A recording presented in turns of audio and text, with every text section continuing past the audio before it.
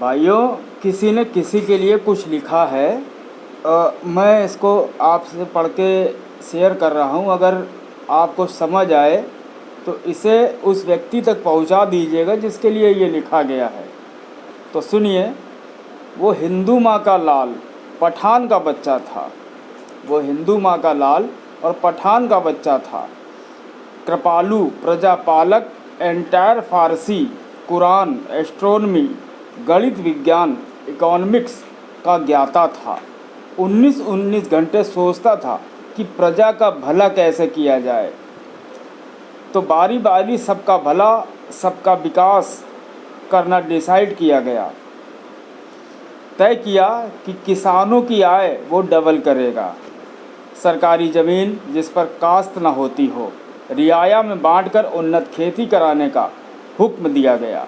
योजना शुरू हुई। उसकी पार्टी के अफसरों ने बढ़िया ज़मीनें तो खुद रख ली, बेकार की ज़मीनें जनता में बांट दी गईं। जंगल पहाड़ की तलहटी बंजर बियाबान में जाकर कौन खेती करे।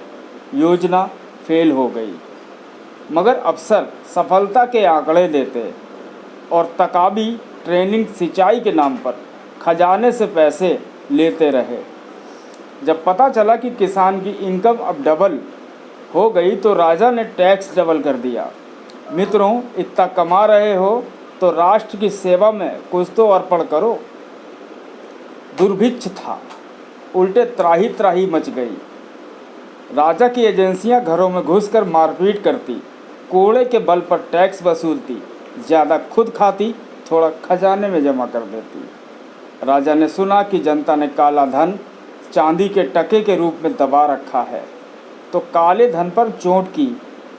एक शाम अचानक कहा, चांदी का रुपया बंद, आज से तांबा ही चांदी होगा।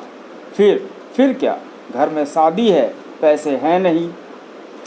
लेकिन ये हिंदुस्तान था। राजा डाल डाल, प्रजा पात पात, तरीके निकालता।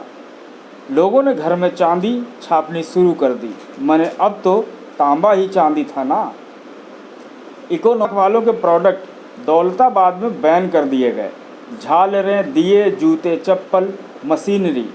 दुश्मन की इकोनॉमी भसकाने का प्लान तो ब्रिलियंट था, मगर उन चीज़ों की दौलताबाद में ही किल्लत हो गई, यानी चाल उल्टी पड़ गई। तो फैसला रोल बैक किया गया, पैंतरा बदला। छोटी आंख वालों को रिश्वत दी गई। पैसे ले लो, कथा सुना रहा हूँ। किसी जीवित या मृत कैरेक्टर से कोई संबंध मात्र संयोग, न कि कोई प्रयोग। डिस्क्लेमर मुझे पहले देना था। आई एम सॉरी बाबू। सो तुगलक के सारे आइडिया ब्रिलियंट थे। वह सदा जनता की भलाई का सोचता था। उसकी नीयत में कोई खोट निकल जाए, उसका कोई इरादा गलत निकल जाए तो हमेशा चौराहे पर आने को तैयार रहता था। उसे बस 50 साल के लिए वक्त चाहिए था, जो किस्मत ने उसे दिया नहीं। 24 बरस तक राज करने के बाद तुगलक चल बसा। तुगलक की सोच साइंटिफिक थी। Farmer welfare, land reform, currency change, राजधानी बदलना, सब प्लान अच्छे थे। इतिहासकारों का मत है वह अपने वक्त से बहुत पहले पैदा हो गया था।